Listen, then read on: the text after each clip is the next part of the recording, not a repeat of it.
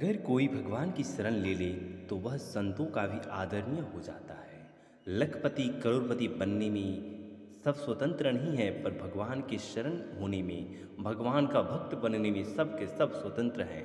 और ऐसा मौका इस मनुष्य जन्म में ही है।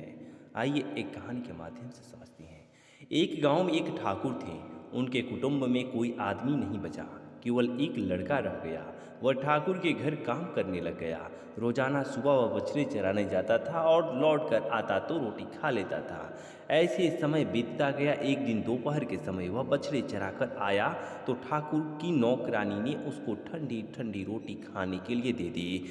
उसने कहा कि थोड़ी सी छाछ या राबड़ी मिल जाए तो ठीक है। नौकरानी ने कहा, जा जा, तेरे लिए बनाई है राबड़ी, जा ऐसे ही खा ले, नहीं तो तेरी मर्जी। उस लड़के के मन में गुस्सा आया कि मैं धूप में बछड़े चरा कर आया हूँ, भूखा हूँ, पर मेरे को बाजरे की रूखी रोटी दे दी, राबड़ी मांगी तो तिरस्कार कर दिया। वह भूखा ही वहाँ से चला गया।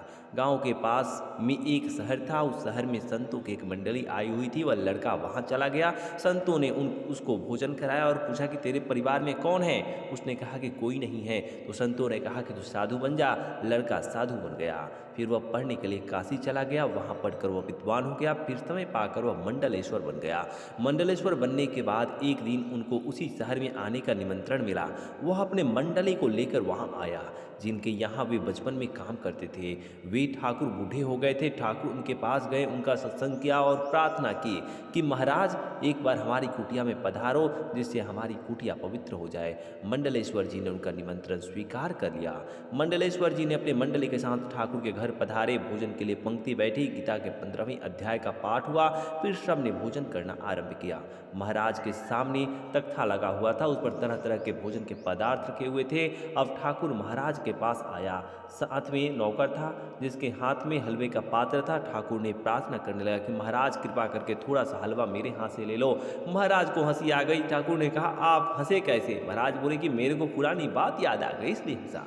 ठाकुर बोला कि बताओ वह बात क्या है। महाराज ने सब संतों से कहा कि भाई थोड़ा ठहर जाओ, बैठे रहो, ठाकुर बात पूछते हैं तो बताता हूँ। महाराज ने ठाकुर से पूछा कि आपके कुटुंब में वह परिवार रहता था, उस परिवार में अब कोई है क्या?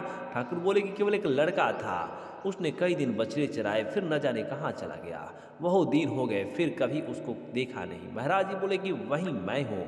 पास में संत मंडली ठहरी हुई थी, मैं वहाँ चला गया, पीछे काशी चला गया, वहाँ पढ़ाई की, फिर मंडलेश्वर बन गया।